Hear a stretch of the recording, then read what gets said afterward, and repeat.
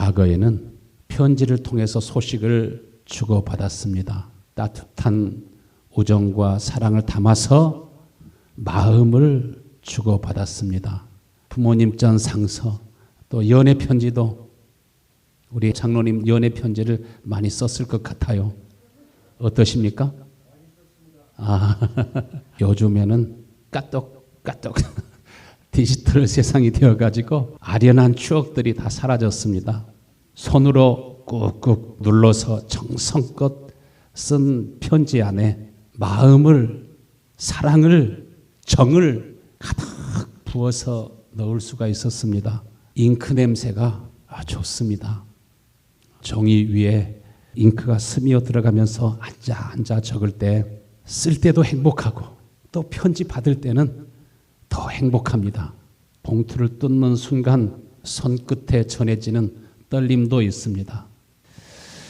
한 줄 한 줄 읽어가면서 사랑의 온기를 느끼고 사람의 향기를 느낍니다. 내가 너에게 이 편지를 쓰고 있을 때 내 손끝이 떨리고 있어. 너를 만난 날 내 삶이 시작되었어.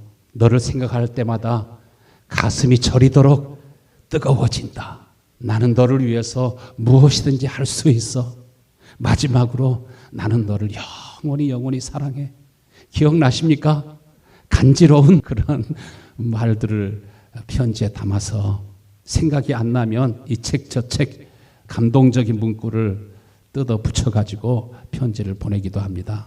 그런데 오늘 고린도후서 3장 2절 말씀에 너희는 우리의 편지라 우리 마음에 썼고 못 사람이 알고 읽는 바라.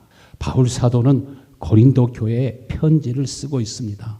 이 편지는 내가 쓴 것이 아니다. 내 생각이 아니다. 내 말이 아니다. 하나님의 말씀과 복음이 바울의 마음을 통해서 성도들에게 전달되고 있는 것을 봅니다. 이 복음은 손으로 쓴 것도 아니요, 먹물로 쓴 것도 아니다. 돌판에 새겨 쓴 것도 아니라고 말합니다. 종이에 쓴 편지는 시간이 지나면 빛이 바라게 되고 찢어지게 됩니다. 종이에 쓴 편지는 빛이 바르기 전에 사람의 마음이 변해가지고 몇 년 살지도 않고 갈라지고 나누어지고 이혼하는 그런 사람들도 있습니다.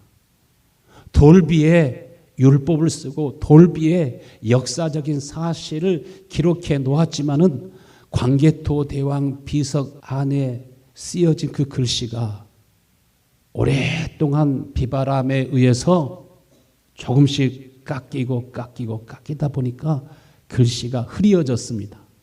중국 사람들은 자기 역사에 유익한 대로 글을 고치고 일본 사람들은 흐려진 글씨를 다른 말로 고쳐가지고 역사를 바꾸려고 하는 모습들도 봅니다.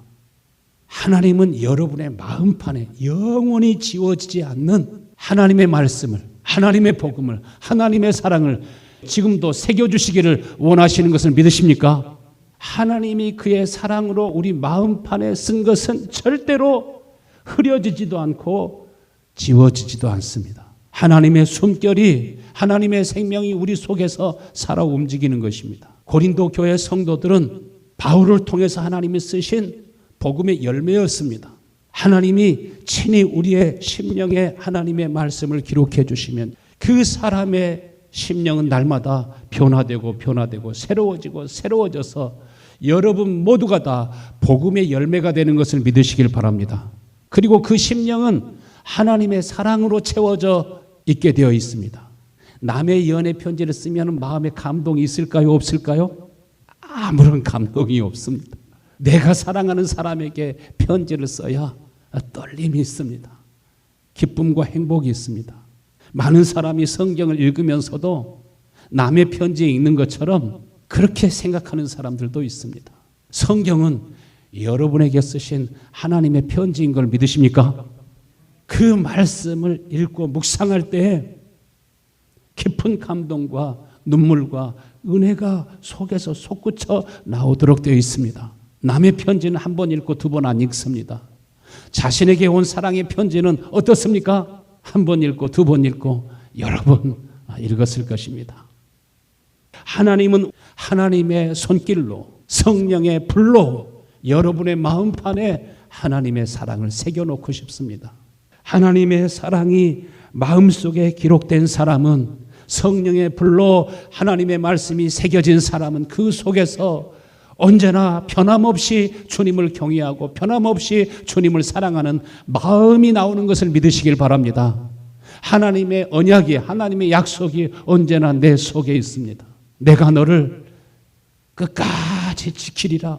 내가 너를 보호하리라. 나의 사랑, 나의 어여쁜 자야. 내가 세상 끝날까지 언제나 너와 함께하리라. 내가 나에게 부르짖으면, 내가 나에게 와서 기도하면 내가 들을 것이요, 내가 너에게 평안을 주리라. 내가 너에게 주는 평안은, 내가 너에게 주는 은혜와 복은 세상이 주는 것과 같지 아니하도다. 두려워하지 말라. 놀라지 말라. 나는 너의 하나님이 됨이니라. 내가 너의 힘이 되리라. 나의 의로운 오른팔로 너를 붙들어 주리라. 나는 너의 하나님이 됨이니라. 내가 너를 굳세게 하리라. 남에게 하는 소리가 아니라 누구에게 하는 소리? 나에게 하는 소리. 내가 너를 영원한 사랑으로 사랑하노라. 내가 너를 위하여 영원한 처소를, 영원한 집을 예비할 것이요, 처소를 예비하면 다시 너에게로 와서 내가 너를 영원한 하나님의 나라로, 영원한 집으로 인도하리라. 이것이 다 누구의 말씀입니까? 하나님의 말씀입니다. 하나님의 말씀이 마음속에 새겨진 사람은 3절 말씀, 너희는 우리로 말미암아 나타난 그리스도의 편지니 이는 먹으로 쓴 것이 아니요 오직 살아계신 하나님의 영으로 쓴 것이며 또 돌판에 쓴 것이 아니요 오직 육의 마음판에 쓴 것이라. 오직 성령으로 마음판에 새겨진 말씀은 4절 말씀에 우리가 그리스도로 말미암아 하나님을 향하여 이 같은 확신이 있으니, 하나님이 우리에게 써주신 이 말씀은 변하지가 않는 것입니다. 마음판에 이 말씀이 새겨지지 않으면 돈을 더 사랑합니다. 세상을 더 사랑합니다. 세상에 우리의 마음을 사로잡는 것들이 많습니다. 그러나 하나님의 말씀이 우리 마음에 쓰여져 있으면 우리 마음이 한결같이 하나님을 향하여 있게 됩니다. 바울이 말하기를 이것은 나의 생각으로 쓴 것도 아니다. 나의 힘으로 쓴 것도 아니다. 내가 훌륭하고 똑똑해서 이 글을 쓴 것도 아니다. 이것은 하나님께로부터 왔다라고 말합니다. 우리의 만족은 사람에게로부터가 아니라 우리의 만족은 오직 누구에게부터 난다고요? 하나님께로부터 나느니라. 여러분의 마음에 만족함이 있습니까? 내게 부족함이 없으리로다. 이 만족은 하나님께로부터 나는 것을 믿으시길 바랍니다. 세상으로부터 오는 거 아닙니다. 기업을 잘 운영하고 성공하면 오는가, 그것도 아닙니다. 제가 제일 좋아하는 간증이 김효성 목사님의 간증입니다. 그것은 성령의 역사로 직접 경험한 일들이기 때문에 언제나 감동을 줍니다. 전라남도 영암군 덕진면에 영호마을이라고 하는 나환자들의 정착촌이 있습니다. 김효석 목사님이 거기에서 10년 동안 사역을 했는데 나환자 한 분이 목사님에게 와서 제 아들 이야기 좀 들어보세요. 이분은 벌써 코가, 귀가 다 빠져나갔고 손이 다 빠져나갔습니다. 흉측하게 변모되어 있습니다. 그런 사람들끼리 모여 사는 것입니다. 내가 젊은 시절 가족에게 버림을 받았습니다. 나환자가 되었기 때문에 아내도 떠나고 자식들도 내가 버리지 않으면, 그 아들들을 떠나지 않으면 그 아들들이 전염될 수 있기 때문에 내가 아들들을 버린 것입니다. 내가 아들을 버리고 싶어서 버린 것이 아니라 병 때문에 떠나보내야 했습니다. 그러나 40년 동안 내 마음속에는 늘 자식들에 대한 미안함이 있었고 죄책감이 있었습니다. 그런데 어느 날 중년 남자가 찾아왔어요. 40년 만에. 노인이 너무 놀랐습니다. 자기를 꼭 닮은 겁니다. 자기가 망가지기 전의 모습을 아들이 가지고 있었습니다. 보자마자 자기 아들인 것을 알아볼 수 있었습니다. 그런데 중년 남자가 땅바닥에서 큰 절로 아버지에게 인사를 합니다. 아버지, 접니다. 아버지는 너무나 놀랐습니다. 내가 나를 원망할 줄 알았는데, 내가 너를 버렸는데 어떻게 아버지를 찾아와? 예, 아버지. 저도 어렸을 때는 아버지에 대한 미움과 증오심을 가지고 있었어요. 왜 아버지가 나를 버리셨나? 그러나 내가 예수 믿고 구원받고 난 다음에 하나님이 나에게 찾아왔어요. 하나님이 나에게 은혜를 주셨어요. 예수를 믿고 나니까, 예수님이 내게 임하시니까 내가 보는 관점이, 보는 눈이 이제 넓어졌어요. 내 마음이 바뀌었어요. 아버지가 나를 미워해서 버린 것이 아니라 살리기 위해서, 전념되지 않게 하기 위해서 나를 버렸구나. 그러다 보니까 아버지를 이해하게 되고 아버지께 감사한 마음이 생겼습니다. 아버지를 보고 싶은 마음이 생겼습니다. 아버지, 내가 아버지를 사랑합니다. 하나님께서 40년 만에 그 아들을 만나고 재회하게 하여 주셨습니다. 이 아버지도 영호 마을에서 예수님을 만나고, 이 아들은 아버지를 떠나 있었지만은 그도 역시 예수님을 만났습니다. 그 아들이 손자 손녀들까지 데리고 와가지고 할아버지에게 인사를 하게 합니다. 하나님이 우리 가운데 오셔서 말씀을 기록해 주시면 누가 시켜서가 아니라 마음속에 부모님을 생각하고 부모님을 공경하는 마음이 나오는 걸 믿으시길 바랍니다. 그러므로 자식들이 혹시 여러분을 서운하게 하거나 섭섭한 일이 있거든 그것을 따지지 마시고 뭐 하면 돼요? 기도하면 돼요. 눈물과 기도로 간구하면 돼요. 고린도 교회를 위해서 바울도 날마다 눈물과 기도와 간구로 저희들을 위해서 기도할 때 여러분의 마음속에 하나님의 말씀이 성령으로 기록된 것을 믿으시길 바랍니다. 하나님의 말씀이 영으로 기록되지 아니하고 종이에만 기록되어 있으면, 성경책에만 기록되어 있으면, 우리 뇌에만 기록되어 있으면 마음이 나오지 않습니다. 용서하지 않습니다. 이해하려고 하지 않습니다. 예수를 만나고 나면요, 예수의 영이 내게 부어지게 되면 인간으로 이 땅에 살고 있는 것 자체가 은혜요 복인 것을 믿으십니까? 가난하다 할지라도, 병들었다 할지라도, 아무도 우리를 돌보아주는 이 없었다 할지라도 우리의 마음속에 하나님의 은혜로 인해서 성령으로 거듭 태어나면, 하나님의 자녀가 되면, 이것이 단순한 종교적인 교리가 아니라, 율법이 아니라 실제로 하나님의 생명이 우리 가운데 주어졌을 때, 하나님의 생명은, 하나님의 말씀은 오늘도 여러분에게 말씀하시는 것을 믿으시길 바랍니다. 말씀이 육신이 되었을 때 육신이 되신 예수 그리스도의 삶을 통해서 여러분에게 얼마나 많은 은혜와 사랑으로 나타납니까? 말씀이 우리 마음속에 새겨질 때 분명한 사실들은 우리들이 변화되도록 되어 있습니다. 시내산에서 모세가 율법을 받았을 때 그 얼굴은 하나님의 영광으로 찬란하게 빛나고 있었습니다. 이스라엘 사람들은 그 얼굴을 마주 바라볼 수도 없었습니다. 모세는 이스라엘을 대표하고 율법을 대표할 수 있는 위대한 선지자가 되었지만, 모세가 율법을 받았을 때, 하나님의 영광을 봤을 때 그의 얼굴이 찬란하게 빛이 났지만은 그 영광도 없어질 영광이라고 말하고 있습니다. 그러나 하나님의 말씀이 성령으로 우리 마음판에 새겨지면 그 빛이, 그 영광이 우리 주님이 오실 때까지 빛나도록 되어 있는 것을 믿으십니까? 율법에는 하나님의 말씀이 기록되었지만 머릿속에는 어느 정도 하나님의 말씀에 대한 이해를 가지고 있지만 마음판에 하나님의 말씀이 새겨지지 않은 사람들이 많습니다. 그러면 세상을 더 사랑합니다. 많은 신자들이 예수 믿고 구원받았다라고 말하지만 하나님의 말씀이 성령의 감동으로 우리 마음판에 쓰여지지 않으면 성령 안에서 하나님이 주시는 자유를 누리고 살아갈 수가 없습니다. 고린도후서 3장 17절 말씀에 주는 영이시니 주의 영이 계신 곳에는 자유가 있느니라. 율법 조문이나 규범에 매여서 살아가는 것이 아니라 성령에 의해서 하나님의 말씀이 우리 가운데 심기어지고 하나님의 말씀이 육신이 되는 것이기 때문에 우리의 심령은 늘 하나님과 관계가 새롭고 새로워지도록 되어 있습니다. 여러분이 가장 사랑하는 사람보다 더 10배로 100배로 하나님을 경외하고 사랑하는 마음이 여러분의 마음속에서 나올 수 있게 되기를 축원합니다.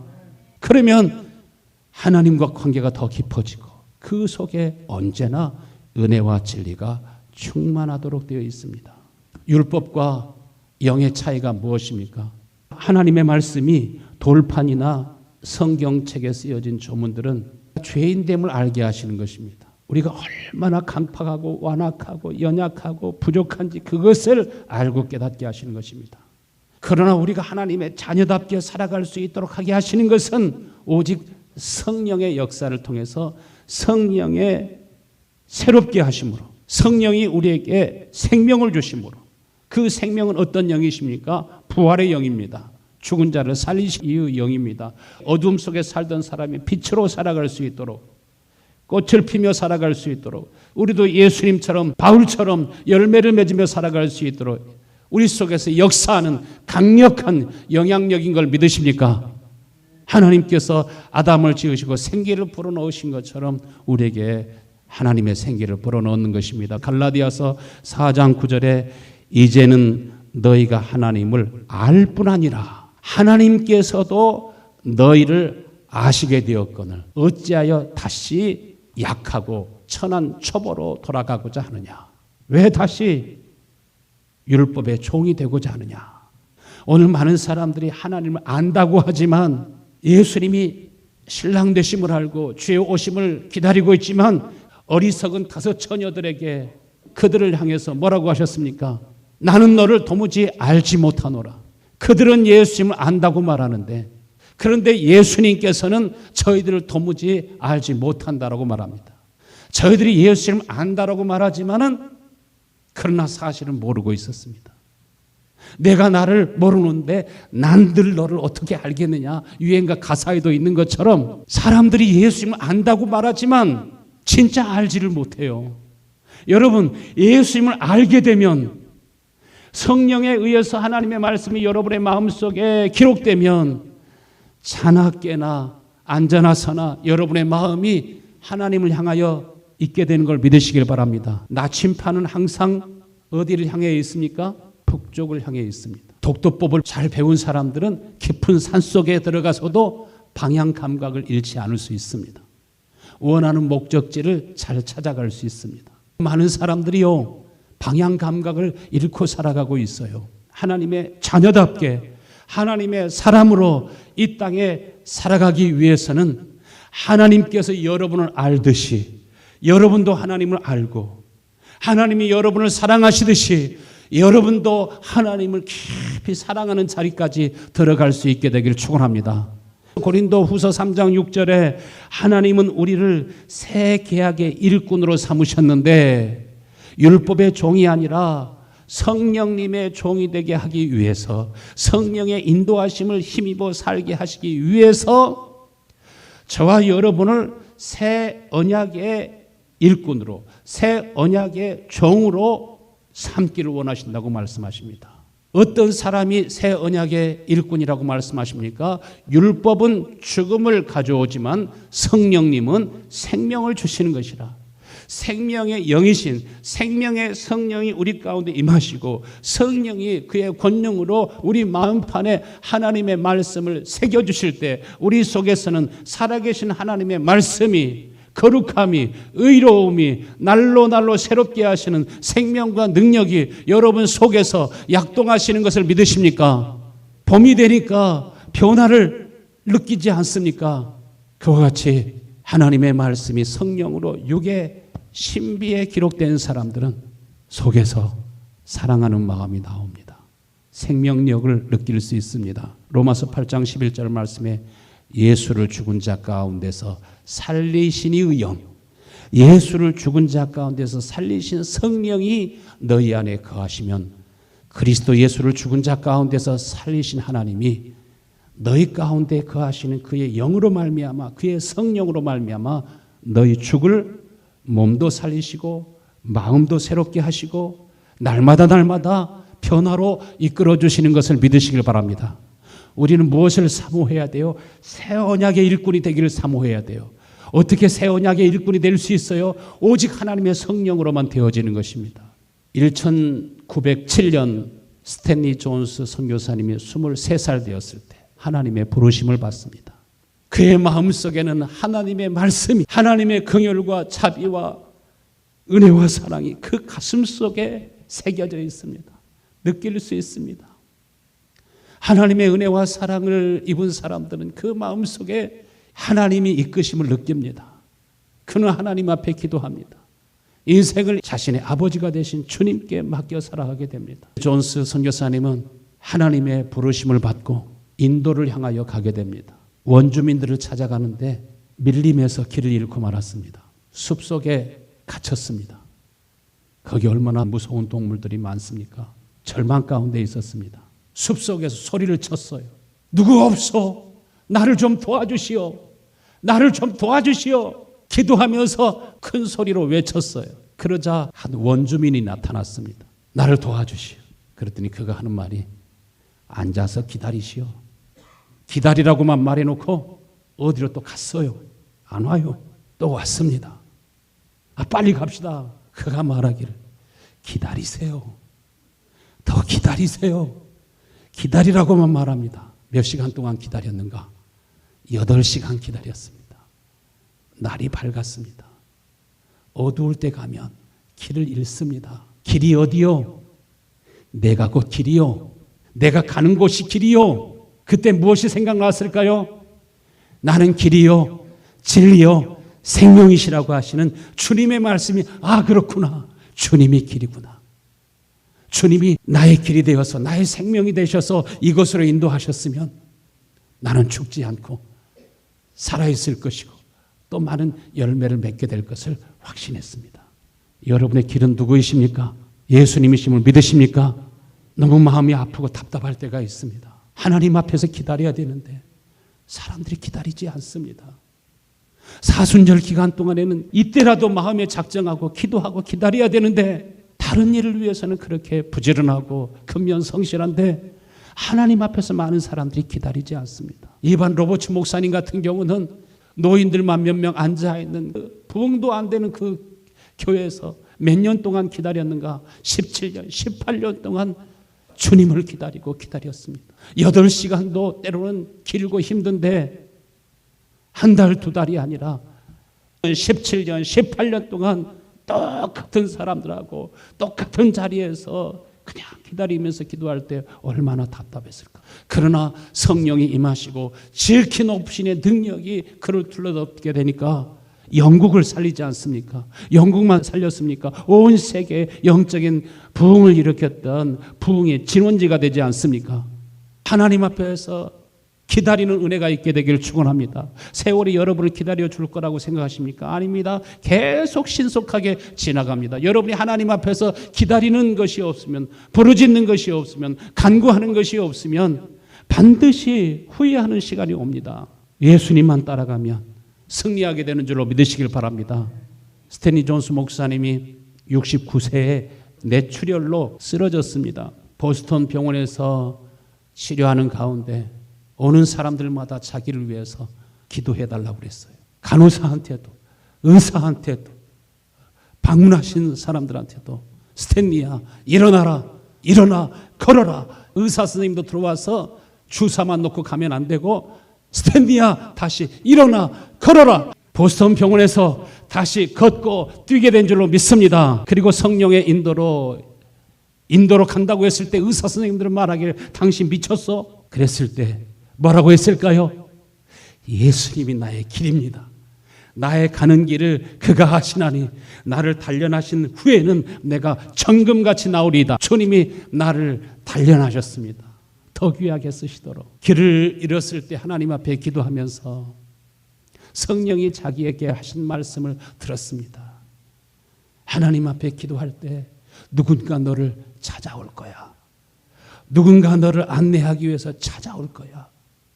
염려하지 말아라. 두려워하지 말아라. 그러나 두려움에 사로잡혔지만 주님이 보내셨구나. 주님이 나를 구원하셨구나. 주님이 나를 인도하셨구나. 주님이 나를 다시 일으켜 세우셨구나. 우리도 살아계신 하나님의 편지가 되어서 살려고 하면 어떻게 될까요? 그 선교사가 갈 때 그냥 간 것이 아니라 하나님의 마음을 가지고 가잖아요. 하나님의 사랑을 가지고 가잖아요. 그 속에 살아계신 하나님의 말씀이 그 속에 기록되어 있잖아요. 여러분도 모두가 다 하나님을 향해서 마음을 크게 열 수 있게 되길 바랍니다. 하나님의 영이 여러분에게 들어올 수 있도록. 예루살렘을 떠나지 말고 아버지 약속하신 것을 기다리라고 하잖아요. 너는 나를 기다려라. 너는 나를 찾아라. 왜 기다리라고 말씀하셔요? 마음판에 하나님의 말씀을 써주시기 위해서 그렇게 하시는 것입니다.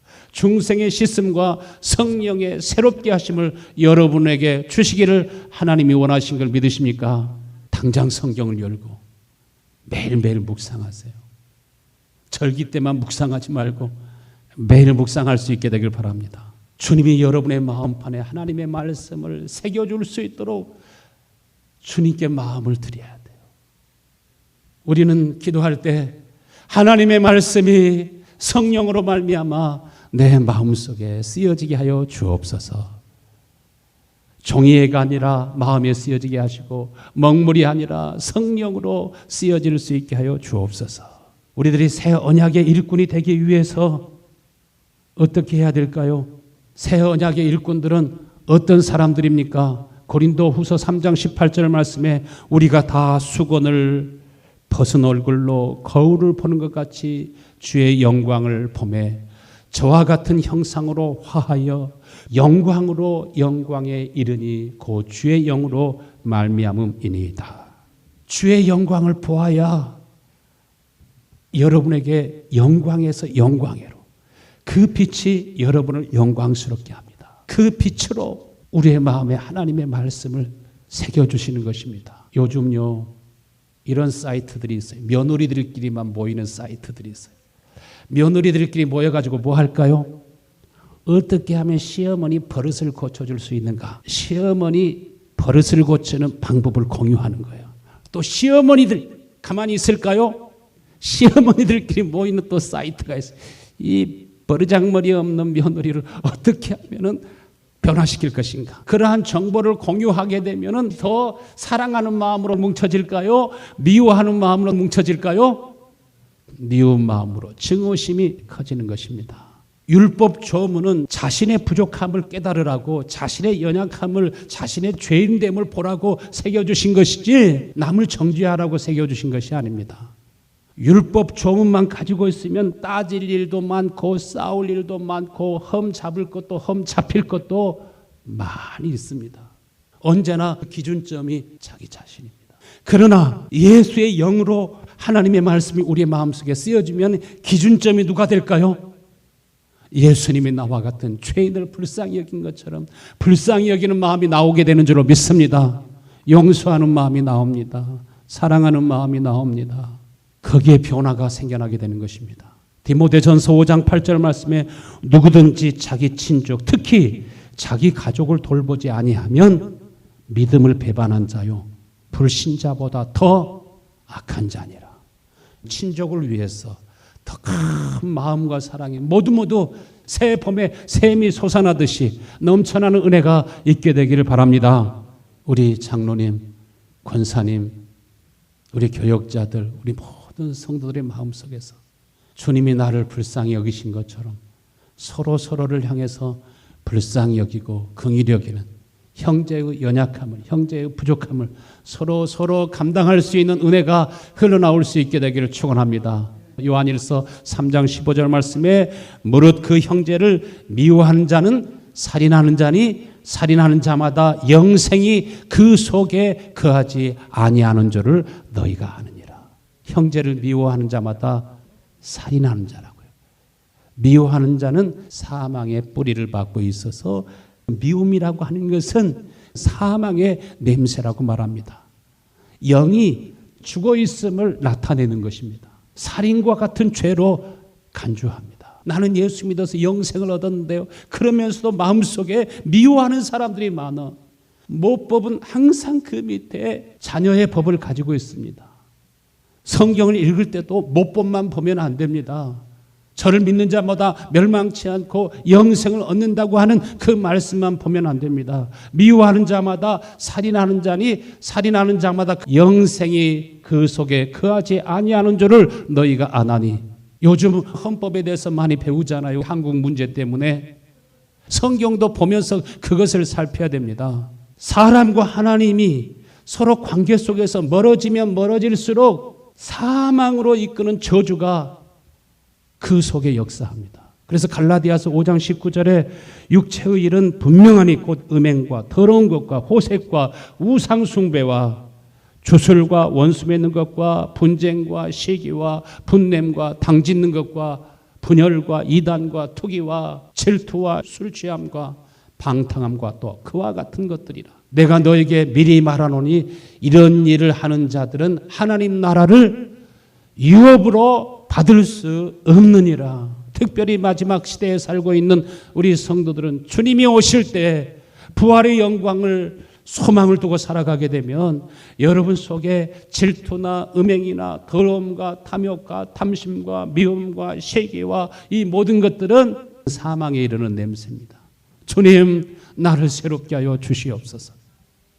내가 화낼 수밖에 없는, 저를 미워할 수밖에 없는, 저를 대적할 수밖에 없는 여러 가지 이유가 있다 할지라도 하나님의 생명, 그것을 초월하는 것입니다.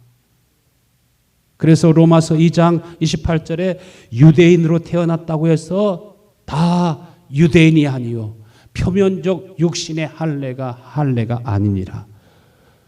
오히려 어디에 받아야 된다고 그랬어요? 29절 말씀에 마음의 이 할례를 받아야 참된 변화가 일어난다고 말합니다. 할례는 어디 할지니? 마음이 할지니 영에 있고 율법 조문에 있지 아니한 것이라. 마음의 할례를 받아야 하나님 앞에 인정받고 하나님께 칭찬받는 사람이 되는 것을 믿으시길 바랍니다. 새 봄이 되니까 벚꽃들이, 개나리들이, 진달래들이 활짝 피어나면서 그 생명의 냄새가 얼마나 좋습니까? 봄비가 내리고 난 다음에 촉촉히 젖은 땅에서 나는 흙냄새가 얼마나 좋습니까? 아스팔트 바닥 위에만 다니다 보니까 냄새를 잊고 산 적이 많지만은 저 숲으로 들어가면, 산속으로 들어가면 봄 냄새가 너무 좋습니다. 우리 몸이 좋아하는 것을 느낍니다. 싹이 돋아났을 때, 뱀풀에 내리는 비같이 땅을 적시는 소낙비같이 잔디를 깎고 난 다음에 향취가 얼마나 좋습니까?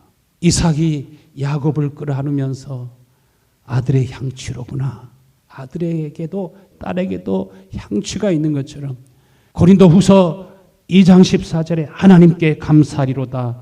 항상 주님은 우리로 말미암아 이기게 하시고 승리하게 하시는데 우리로 말미암아 각 처에서 그리스도를 아는 냄새를 나타내시나니 우리는 구원받은 자에게서나 망하는 자들에게 있어서나 하나님 앞에서 그리스도의 향기니 이 사람에게는 사망으로 말미암아 사망에 이르는 냄새요, 저 사람에게는 생명으로부터 나는 생명의 냄새라. 여러분은 하나님의 생명을 받고 생명으로부터 나는 은혜와 사랑과 긍휼과 자비와 용서와 이 풍성한 복이 여러분 가운데 넘쳐나게 되기를 간절히 축원합니다.